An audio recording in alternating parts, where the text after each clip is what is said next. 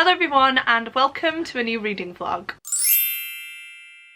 Now this clip is going to be a short one because I'm about to head off to watch Ant-Man and the Wasp Quantumania. So I am heading off to the cinema in about 10 minutes, but I did want to start off this vlog because I would like to include some of that footage for you guys, and I will of course share my spoiler-free thoughts on it with you guys afterwards as well. But before I go, I did want to give you guys a quick little reading update because I have actually started a book, and that one is Hellbent by Leigh Bardugo. This is the sequel to Ninth House, and I'm actually really shocked that I've prioritized this. You guys know that I tend to pre-order books and then I put off reading them for years. However, I was really drawn to this one. I only read Ninth House a few months ago and I would really like to see how this story concludes. So I have actually downloaded the audiobook to this, which is why I have been able to start it a bit earlier. And according to Audible, I am now up to chapter 10, so I'm on page 88, which isn't too bad if you ask me. But before I dive into my initial thoughts, I will just quickly tell you guys about Ninth House. If you have no idea what it is, it's classed as a dark academia book. However, I do think that is not quite the case. I feel like it's more fantasy murder mystery than it is dark academia, but that's a whole other story. It essentially takes place at Yale University. We have our main character Alex Stern, who is tasked with keeping the secret societies of Yale in check. However, a young girl does turn up dead and Alex refuses to believe the police's theories on what happened to her, and so she does take it upon herself to investigate what happened, and of course this brings a whole lot of trouble to her. I really enjoyed the first book. It has a paranormal element to it because Alex can actually see ghosts, and that was definitely a unique element that I really did enjoy in the first book. I will just say here that Ninth House does include scenes of sexual assault, so if that is something that you are triggered by or just don't want to read about, then maybe stray away. But as I mentioned, I read it a few months ago now, and yeah, I've decided to pick this one up and see how it all ends. So far though, I'm not loving this as much as I was loving Ninth House. I don't know why. I think it's because in Ninth House everything was so fresh and new. However, you're already aware of the majority of characters in here. The plot is kind of continuing on from the last book, so it is a little bit slower at the minute. I feel like it's at the point now where we are going to see some more things happen and the pacing start to increase a little bit, because yeah, I've just found it to be quite a slow book so far and not much has really happened yet. So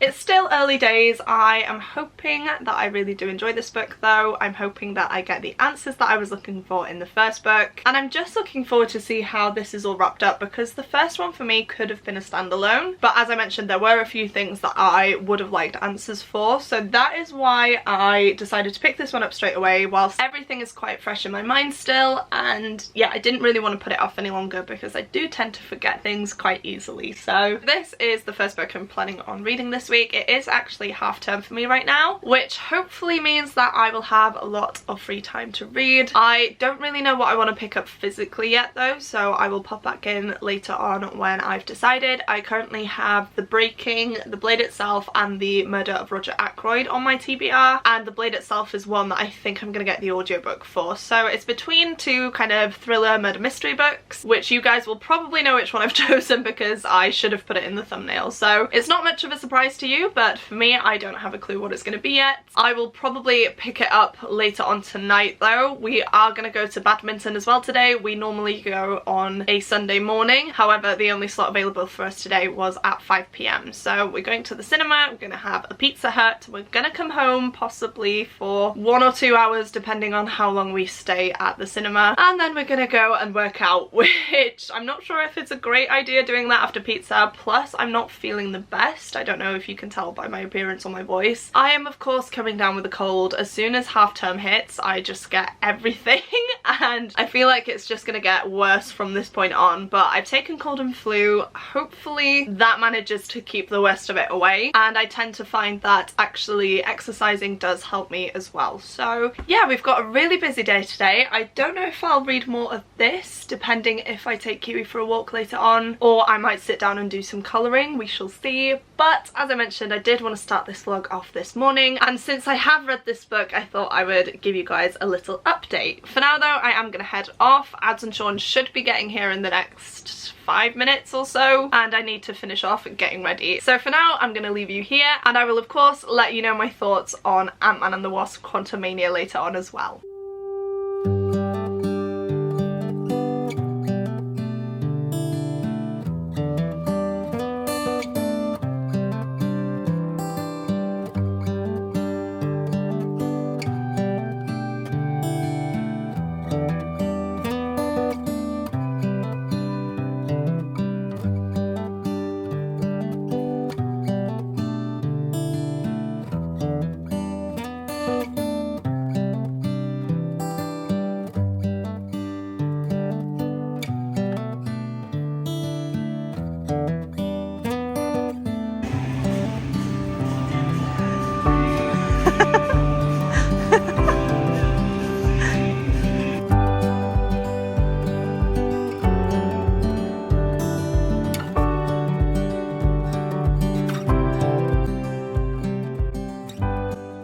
So let's talk about Ant-Man and the Wasp Quantumania, guys. I actually enjoyed it a lot more than I thought I would. I haven't really been the biggest fan of this current phase in the MCU, and so I was actually pleasantly surprised by this film. I enjoyed the first Ant-Man, wasn't too fussed on the second one, and again, this one was quite good. I wouldn't say I loved it, and it's not my favourite film ever, but I did have an enjoyable time watching it, and I am glad that we did all go and see it together. As I mentioned, this phase of the MCU has been a bit hit and miss for me. I loved Loki. I of course love Spider-Man. I'm not sure if WandaVision is in this phase. I can't quite remember, but that's one of my favourite shows ever. But then we have stuff like She-Hulk. We had the Eternals, which again I'm not quite sure if that's in this phase, but my issue with the Eternals is that nothing that happened has been referenced in any other film yet, so quite confused. And then I haven't watched Miss Marvel yet because I haven't heard the best things about that. And so yeah, I've just all in all been a bit hesitant of the current films and TV shows in this MCU phase. But this has definitely given it a bit more structure for me. I think that because recent shows have been coming out, I haven't really been that bothered by it. I much prefer to sit down and watch a film. And so sitting down, watching this, it kind of all connected with Loki. Of course, I won't spoil anything. We got to see more of the background and history of certain characters, and we also got to see how the events of that show and this film are now going to move the MCU forward. So I did really enjoy it. The characters are some that we know and love by now. I really loved Kang. I loved MODOK, even though when MODOK first came on screen, I genuinely laughed out loud. Like, I could not look at him without wanting to laugh. But it was a good film. I'd say it was a little bit long. I remember my watch going off after an hour. You know when they tell you that you need to move because you've only got 10 minutes left? Well, that happened and I was like, oh my gosh, this has only been an hour so far and we've still got another hour to go. I feel like there wasn't actually much happening, and then by the end it all kicked off. And so yeah, it was an okay film, not my favourite, but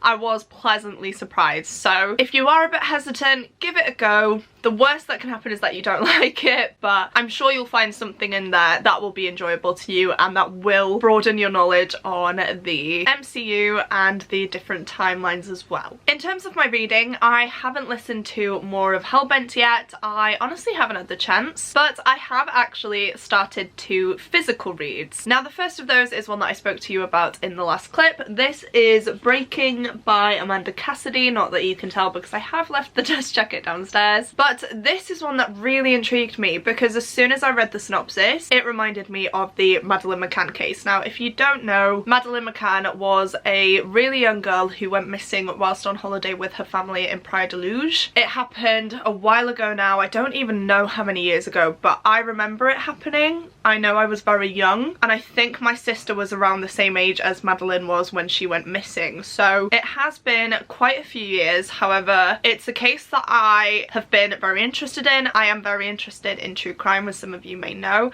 and that is of course one of the biggest true crime cases and unsolved disappearance cases that is known to us. So when I read the synopsis, and this book essentially sounded exactly the same as that case, I had to pick it up and I knew I wanted to read it as soon as possible, which is why I have now prioritized it and started it. In this one, we follow Dr. Mirren and her family. She has a husband who I can't remember the name of off the top of my head now. She has a biological daughter and also an adopted daughter, and whilst on holiday, she decides to go to a bar whilst her children are playing by the sea, only to find that when she goes to check on her children, that the adopted child has actually gone missing. No one knows where she is, no one has really seen anything, and it's unknown whether she has fallen into the sea and drowned or has been abducted. However, as the case goes on, the media speculation about the parents tend to turn quite sour, and Dr. Mirren finds herself facing the harshness of the media and of course police scrutiny as well, as she does turn out to be quite unreliable and she does have some resentment towards her adopted daughter as well. I'm not sure if I summed that up very well. Hopefully it all made sense. I am only 45 pages in so far, so I don't really have too much to say about it. It has definitely started off quite quickly. The young girl, Alana, has actually already disappeared, so you're thrown in straight from the get-go. It's told in dual timeline as well. We have present day and we also have a look at Dr. Mirren's past, which is really interesting, but I definitely think that, as I mentioned, she is going to be an unreliable narrator, so this book is definitely going to trick me and make me feel different things towards different characters when maybe that isn't actually the case. To be honest, I'm actually quite shocked that I've only managed 45 pages so far,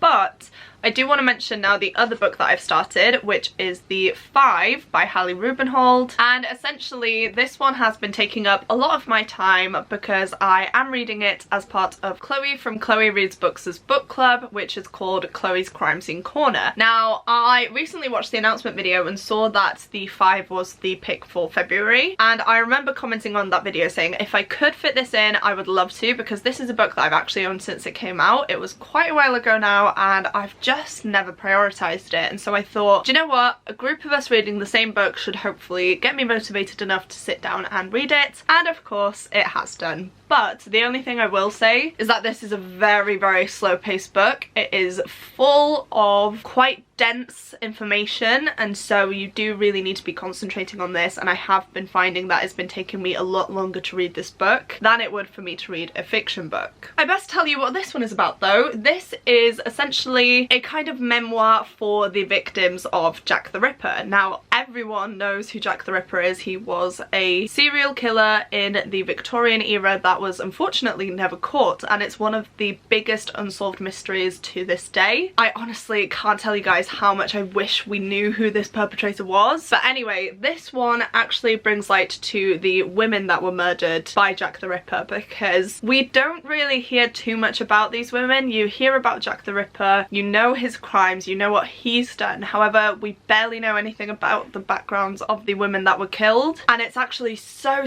interesting to go through this and see what those women went through in their lives and how they overcame so many hardships, only to then of course have their life ended in a really brutal way. So this focuses on their childhood, their families, their work, the conditions that they lived in this time. Some of them were a lot more fortunate than others. Some of them were sleeping rough 24/7. Others unfortunately fell into a bad situation once they got addicted to alcohol, and it's just such a harrowing read. And it's easy enough to look back on it now and say, oh yeah, this was horrible, but when you read it and you connect with these girls on such an intimate level that you've never had of them before, it's just really heartbreaking. And yeah, I am learning so much about them that I had no idea about. Like, the media has barely covered the lives of these women. In all the documentaries that I've watched, you get glimpses at the women's lives, but it's nothing compared to the spotlight that the murderer gets, of course. And so to read about their lives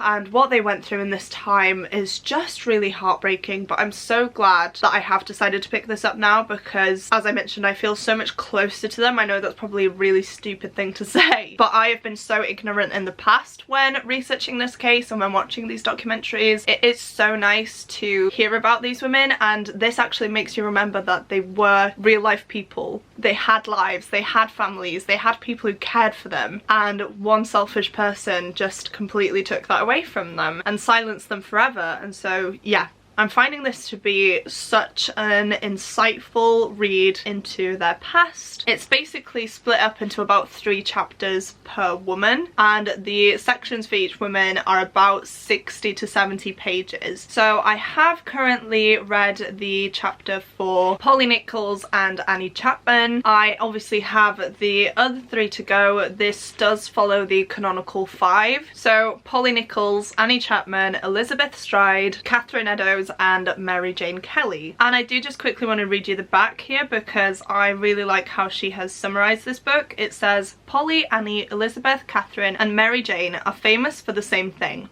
though they never met. They came from Fleet Street, Knightsbridge, Wolverhampton, Sweden and Wales. They wrote ballads, ran coffee houses, lived on country estates, they breathed ink dust from the printing presses and escaped people traffickers. What they had in common was the year of their murders, 1888. Their murderer was never identified, but the name created for him by the press has become more famous than any of these women. In this devastating narrative of 5 lives, historian Hallie Rubenhold finally gives these women back their stories. We see it in so many true crime cases that the victims are forgotten about and the perpetrators seem to get a lot more attention and are of course remembered for all the wrong reasons, but still they are remembered above their victims. So yeah, this is a really important book. It's one that I'm so glad I am finally getting to. It is taking me a while to read it just because the language is quite dense. We are getting a lot of information here. We're getting a lot of backstory, we're getting a lot of historical references, and I'm not used to reading non-fiction, so it is taking me a little bit longer to actually get into the story. However, I am so interested in the lives of these women. I really do like how this story is being told, and I will be continuing to follow the read-along schedule for this. That will have me finishing this book this Sunday. It is currently Wednesday, I don't know if I mentioned, so this is definitely going to be a book that I read a little bit slower. However, as I've said, I am really enjoying it and I feel like that is the perfect way to read it. I feel like if you tried to sit down and binge this book then it wouldn't have the same effect. So at this point in time I'm currently switching between both of these books. This one should be a faster paced one, however, because I've been reading my daily pages for this and have been finding it quite slow to get through, I haven't really been wanting to pick up the breaking, so yeah, that's my Apple Watch telling me that I need to go to bed. This is new actually, so I have gotten an Apple Watch instead of my Fitbit Versa 3. I got an upgrade on my phone just after Christmas. I got the new iPhone 14 Pro Max, I think it is, I honestly can't remember, and I got to keep my iPhone 12 Pro Max, and so I was going to sell it, but Tom said that I could trade it in, and I've been wanting an Apple Watch for the longest time. I really do like the Fitbits, however mine was getting really funny. It was starting to not sync and so it was losing my data, and I just thought that that would be the perfect opportunity, and so I did trade in my phone. It was valued at about £350, so I ended up paying about £60–70 for this watch in total, which is really not bad at all. And so yeah, I have an Apple Watch now. Not that any of you care, but I wanted to explain in case you're a bit confused, because I do talk about my Fitbit and stuff in my videos because I mentioned stats and I mentioned that I'm going for walks and stuff. So yeah, I've got an Apple Watch now. It's almost time for bed. I am gonna go and try and read some more of this tonight, though I am a bit tired. I have had a really busy day today and I need to just take out my contacts, take off my makeup, lie in bed and read. However, normally when I take off my makeup, I get so tired so quickly, so who knows, I might fall asleep, I might watch something. I would really like to get to page 100 in this though. If I can do that, then I will be more than happy, but I probably won't update you guys again now until I have more thoughts on the breaking, because as I mentioned, I am going to be reading the 5 slowly throughout the week. My thoughts probably aren't going to change on that, and so yeah, I feel like it's going to be boring otherwise, and this vlog will just be way too long if I update you every time I read a section of this book or a chapter of this book. So hopefully by page 100, 150, 200 I will have some more thoughts on this. I can actually let you know if it's like the Madeleine McCann case or not, and of course if it's any good. But for now, I've been chatting for way too long. I'm so sorry, this always happens, but I just had so much to update you on. I'm glad that I decided to film now because I've been putting off filming this clip for the longest time as well, which is obviously not great. So I am going to end this clip here. I'm going to head off to bed, hopefully read my book, have a cup of tea and settle down for the evening so that I can get up early tomorrow and continue on with my reading. Here we are, guys. I did just want to give you proof that I am now in bed with a big mug of tea in my Avengers Campus mug and breaking. I have some Chronicles of Narnia Winterwoods music and ambience on, which if you ask me is the best ambience music ever, and I am definitely in the mood now to carry on reading this book. Look how cute this bookmark is as well, guys. It's from Daisy and Bee. It is adorable. It's their balloon dog bookmark and yeah, I just love it. So I'm using that one, and then I'm not going to show my face because I look absolutely awful right now, but look at this recent purchase, guys. It's one of these kind of beanbag type things with the armrests. This is genuinely the best thing I have bought. I have been really struggling to read in bed because of back pain, and so this is such a good support. It obviously has support for your arms as well. It is so comfortable. It is literally like someone is hugging you, and it's the best thing ever. So I will try and leave this link down below. I got it at Dunelm. I had to buy the insert and the cover separately, but Tom wants one of these now as well, so I will definitely have to buy some for him. But yeah, it's the best thing ever. It's changed my life. I'm about to sit here now and carry on reading Breaking, and yeah, this is just a vibe, you know, and I am gonna have a good night. So I'm gonna leave you here, but I just thought it would be nice to show you guys my reading setup for the night. It's now a little while later. Kiwi has decided to join me. As you can see, she's made herself very comfortable and she's confused at the fact that I'm kind of speaking to myself here. I have, though, made it up to chapter 19, which is page 113, so I am going to leave it there for tonight. I'm really happy that I did manage to pass the 100 page mark. I've read about 60 odd pages, which is definitely good going for me, but I am struggling now, guys. So I've put on Sky Crime and I'm just going to chill now, go to sleep most likely, and yeah, cuddle this one for a bit because, as you can tell, she is definitely wanting some attention and I am more than happy to give it to her. So yeah, very good, successful reading night, and I'm going to head off to bed now and I'll probably chat to you guys tomorrow. Right, guys, I do finally have some reading updates for you. It is actually Friday night right now, so again, sorry for missing a couple of days. However, I've just kind of been plodding along through these books. I haven't really made that much progress, which is quite shocking to me actually, because I feel like I've been reading quite a lot. But as you guys know, I am currently reading the 5. I am doing really well at keeping up with the daily chapters, except for today's, because I haven't read today's chapters yet. So I definitely need to do that later on if I can, or if not, first thing tomorrow. But my thoughts are exactly the same with this as they're probably going to be throughout, and so I won't talk too much more about this one in particular right now. The Breaking, though, I have finally made some progress in this. Again, I feel like I've been reading this for the longest time, but I'm just not seeming to actually make a dent in it. But I have now gotten to page 183, so I have this much left. I am over halfway, which is definitely a good sign, and things have taken a turn in here, guys. I will say that this is very similar to the Madeleine McCann case, which I of course thought it was going to be. The whole setup of it, the strange disappearance of the young girl, the fact that the press and the media get involved very quickly compared to other missing children cases that have been happening around the local area. We have the mother who people are starting to turn against, but she is insistent on doing some press conferences for the media where she carries her little child's blanket, which again, if you've seen some of the Kate and Jerry McCann interviews, you'll know that Kate actually had Madeleine's blanket with her for the majority of these interviews, and so little things like that are definitely prominent throughout this, and you just can't help yourself from comparing the two. From this point though, things have taken a turn, as I mentioned, and we seem to have a new suspect involved, which I really wasn't expecting actually.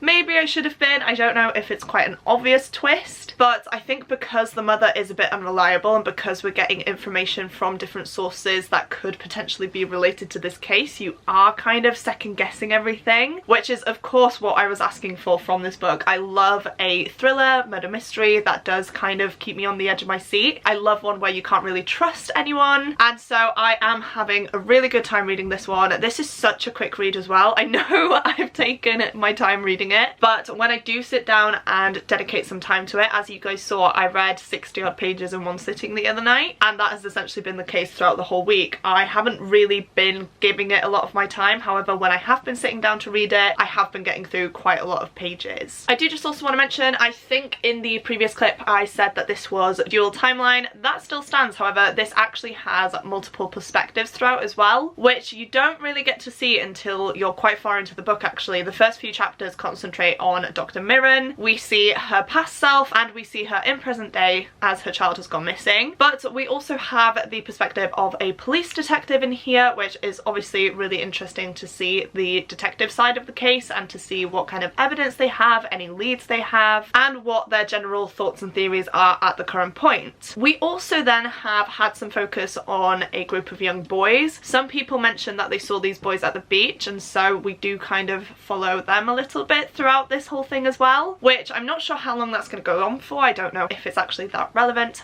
but it is nice to see a load of different characters. It's nice to see more of the setting being explored as well. And as I mentioned, it is very confusing because everyone seems to be involved and everyone seems to have had the opportunity to abduct Alana. So yeah, this is definitely a wild ride, but I am really enjoying it. I honestly don't know at this point what has happened to Alana. I don't really know if this is going to be another plot twist situation or if we are going down the right path. In my head, I feel like I know who's done it, and so far this person hasn't been mentioned at all as any type of person of interest, so I might be way off. Of course I'm not going to spoil it for you guys, but I don't know, something about the way that this is written and some of the things that have been said are just pointing me towards this one person. But as I mentioned, a new suspect has kind of come out of nowhere, and yeah, I'm not sure how that's going to go. I'm not sure if this person actually had something to do with the disappearance or not, but it is definitely suspicious and there is definitely some resentment there from what I've read in this book so far. So that's definitely going to be interesting to see. I have about 100 pages of this left, so I was going to say I'd like to finish it tonight or tomorrow, but that is definitely not going to happen. Tonight I'm actually going out for food. Tom, Adriana, Sean and I are going to our local Harvey's because it's actually closing this weekend. Sunday is the last day that it's open, and then yeah,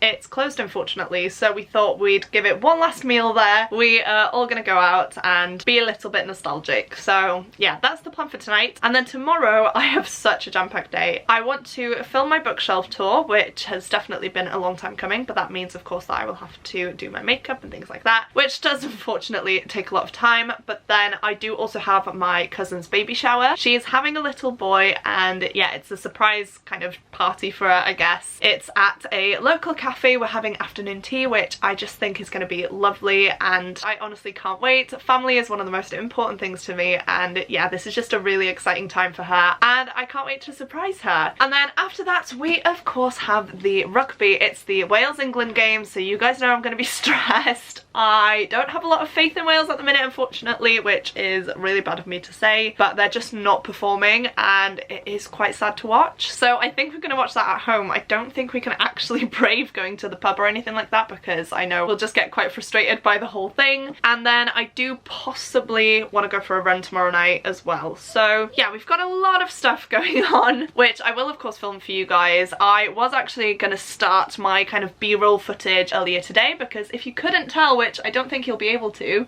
I actually got my hair done today. I will pop a picture up on screen of what I looked like. It is definitely not the most flattering, but I just think it's so funny, so I will show you guys. But yeah, I did go a lot lighter. You can probably see if I put my head down like this, but essentially the way she styles my hair, I really didn't like it, and so as soon as I left the salon I kind of threw it up. So that is why it's not looking the best right now, but you will of course see what it looks like in my future sit down videos. I think the only one now that doesn't have the new hair will be my March TBR, because I pre-filmed that last week. However, my bookshelf tour, my February book haul, my February wrap up, all those things will have the nice new hair, and I'm definitely feeling it, you guys. I really wasn't liking how my hair looked, so yeah, we're having a bit of a change. Kiwi is having her zoomies right now. She's trying to catch her tail, which is...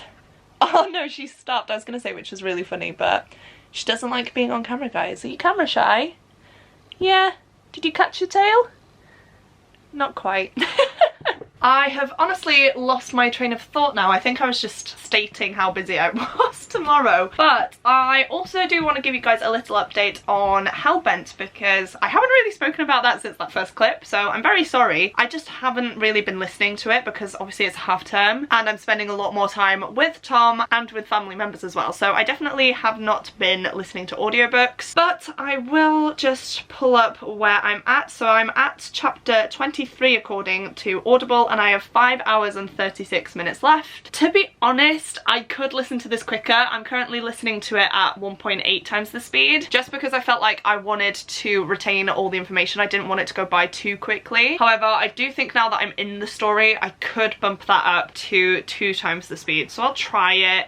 If I do that, it means I have 5 hours and 3 minutes left, so that definitely sounds a little bit better. Will I finish it by Monday though? Probably not, because again, I'm so busy tomorrow, and then Sunday we're going to be playing badminton as we normally do, and we're going to do our weekly shop and things like that, and obviously it's the day before we go back to school, so I'm going to have to do some prep before that. So yeah, not sure if that is a realistic goal, so I'm not going to set it. I'm not going to end this vlog though until I can give you guys my final thoughts on all of the books, just because I don't want to take them over into next week's vlog. So I might not update you guys now until I've finished the books. My thoughts on Hellbent haven't actually changed either, so I don't have too much more to say. I am liking it. It is an enjoyable story so far. We are definitely getting into the nitty-gritty sides of things again. We have a big plot point that has happened involving a character from the first book, which I of course won't go into any more detail. However, the characters are once again in a very peculiar and dangerous situation, and it's definitely not the best, and so we're seeing them having to try and work together to figure a lot of different things out. We have the introduction of new characters into a new situation. We have some old characters returning, and yeah,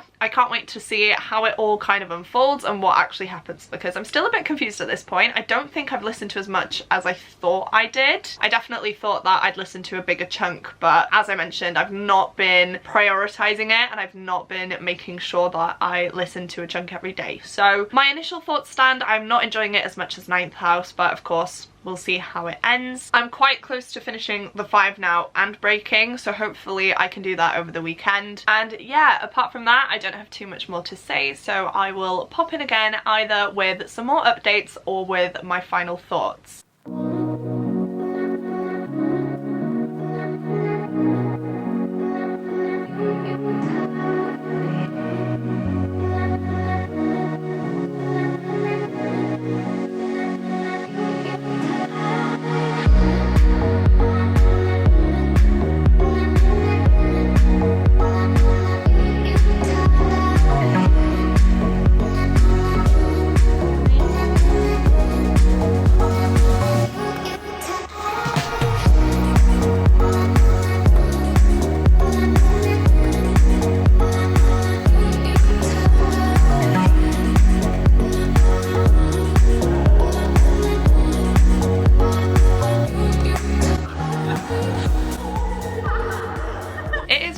Time to wrap up this vlog, you guys. I didn't intend for it to go on for this long, to be honest with you, but life got in the way. I spent a lot of time with Tom and Kiwi, my family and friends over half term, and so reading did definitely take a back seat. However, I have not finished 3 books in a week in, honestly, I don't know how long, so I'm so proud of myself that I have managed that, and they're not the shortest books either, so yeah, that is definitely an achievement for me. But as you guys saw, these are the books that I've been reading throughout the week, and I have just finished all of them today. The last book I finished was The Five. I definitely hit a slump with that book just because of the slower paced, dense information that we had, whereas of course the other 2 are fiction books. One is a thriller, one is a dark academia, fantasy, murder mystery kind of book. So yeah, The Five is definitely the one that took me longest. It was also the most spontaneous pick out of this week because it wasn't on my my TBR, of course, and as I mentioned, it did take a lot of my time to read it. So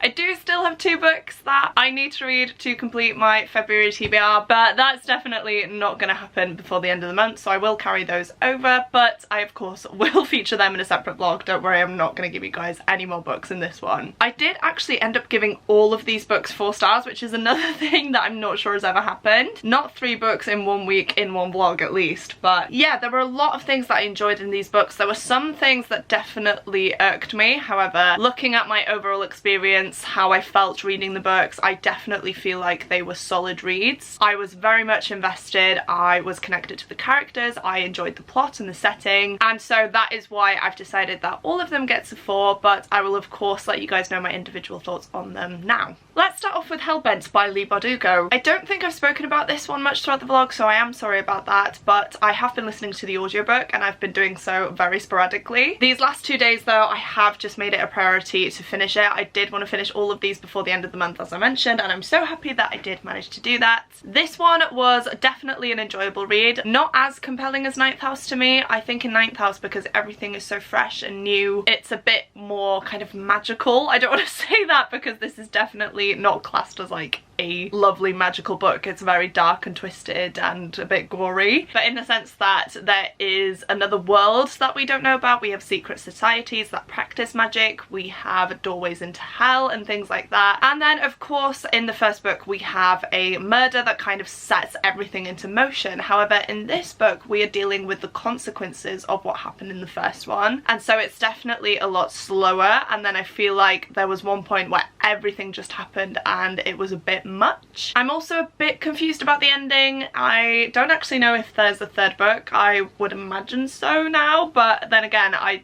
just don't quite know. So if anyone has that information, please do let me know. I could probably search it and find an answer within 2 minutes, but yeah, I just haven't done that yet. If it's gonna take 2-3 years for her to publish the next book though, it's not gonna be great for me because I do tend to forget a lot of things and I will possibly have to reread these, but I do have the audiobooks on Audible now, so they are always available to me, and I don't think I'd mind going back and re-listening to it, just because I feel like if I listen to them back to back I would possibly get more out of my experience reading these books. But not to say that this was a bad one. I like the fact that we got to see familiar characters again. Some of them are favourites of mine. We also did get introduced to a few new characters. The stakes were really high in this one as well, which I appreciated. I wasn't sure how it was going to be, if there was going to be as much action and danger, but there definitely was. And yeah, a lot of different elements came into play. I got a lot of answers that I was looking for, but as I mentioned, the ending was a bit funny for me. Obviously I can't go into it, but yeah, I don't know how I feel about it, and we'll just see what happens, I suppose, once Leigh Bardugo lets us know some more information. Moving on to The Breaking. I devoured this book, guys, and that probably sounds strange because it's taken me such a long time to read this short book, but as I mentioned, once I actually sat down and dedicated time to this book, I flew through it, and I decided the other night to just sit down and power through, and I got so immersed in the story. There are so many different plot twists in this where you think one thing's happening, or you think one person is the suspect, and then everything kind of gets turned on its head, and so there was a lot of back and forth trying to figure out what actually happened and who was involved. I will say I was completely wrong about who the suspect was, so I'm definitely not the sleuth that I thought I was, but I don't know, something about this as well in the ending just wasn't satisfying for me. There were a few plot twists that I think were just a bit out of the blue. It was definitely meant to give you the shock factor, and I guess it did tie a lot of things together and made it make a little bit more sense, but then again I'm just like, this is so unrealistic at some points that I genuinely can't suspend my disbelief that much. And then we came to the actual ending, which I thought was gonna wrap up quite nicely. However, it was left really open-ended and quite sinister, so I don't know what to make of it. I don't like an open-ended book. I like to know what's gone on. I like a definitive ending, and yeah, this just, oh, it just frustrated me because I was like, wait, what? One character is going through so much emotional trauma, and then all of a sudden at the end there's like a switch, and you're like, what was all that drama about then? Seriously, what the hell was going on? And yeah, it was just a bit all over the place by the end. So I did enjoy it. I can see what the author was going for. However, for me personally, I'm not sure if it worked, and I was really frustrated by the open ending. So maybe this should be a 3-star, I don't know. I just think of how I felt reading it. I got so immersed, my heart was racing, I was trying to figure out who actually committed the crimes, and yeah, I just got really into it. So that is why I did give it a 4 stars, but maybe my rating will change if I leave it for a few days and then reflect back afterwards. It's all very fresh right now, and so you could probably tell that my thoughts are all over the place. But yeah, it's a very good, compelling thriller, but you definitely have to suspend your disbelief a little bit towards the end, and if you don't like an open ending like me, then you might get a little bit frustrated with this one. And then finally we have The Five. This was such an interesting book, and I'm so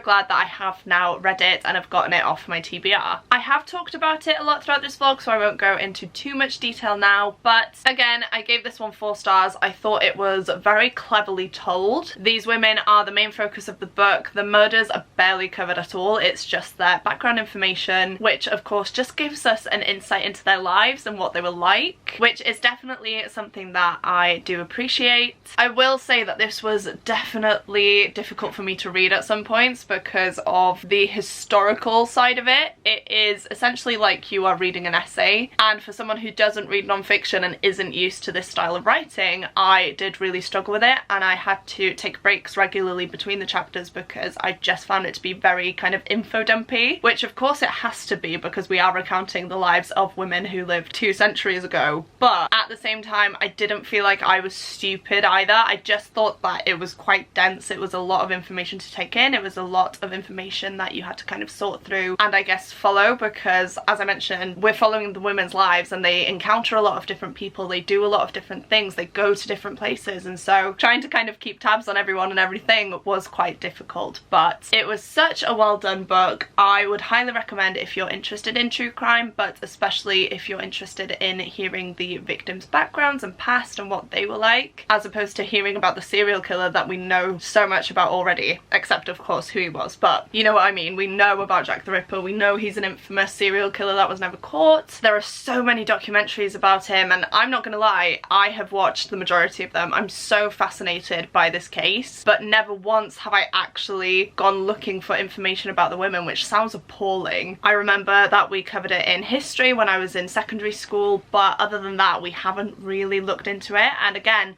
these women are labelled as prostitutes when that is not necessarily the case. They were, of course, branded that by the media, and it kind of stuck, and so because of that, their cases were taken less seriously because apparently they were morally compromised, which is just ridiculous. But I will say, this author does as well try and mention that a lot. It's like, oh, they weren't prostitutes, they weren't prostitutes. And then in my head I was a bit like, but what if they were? Does it actually matter? That doesn't mean anything. They're not any less of a person for having to go out and do that as a job. And so yeah, that did kind of get to me a little bit, just the fact that she was very much reiterating that that is not what they were. That is not what these women were like. Not every woman in this time was like that, which we know. However, it's kind of feeding into the stigma again of like, if you do have to turn to that type of job to sustain yourself, then it seems like you are lower of status or morally compromised in some way. So I definitely get what she was trying to do. As I mentioned, this is so compassionate towards the women and it gives them a voice. It was just something that I picked up on that I just thought was a bit kind of contradictory. So all in all, we had a really good reading week. I hope that I have made some sort of sense in this last clip. I feel like I have been rambling on. I've also spoken for way longer than I wanted to, so yeah, I'm gonna wrap this up here. I think for the emoji of the video, I'm gonna ask for a beach emoji. So if you have made it this far through into the video and you would like to let me know that you're still here, please go ahead and comment a beach related emoji down below. I say it all the time, but seeing you guys comment the emoji of the video truly does mean the world to me. So if you don't have anything in particular that you would like to say, but you would like to let me know that you're still here, definitely go ahead and do that now. As well as that, please don't forget to click the like button if you like this video and the subscribe button if you'd like to see more content from me. But that is it from me today, guys. Thank you so much for watching if you're still here, and I will see you soon in my next video. Goodbye!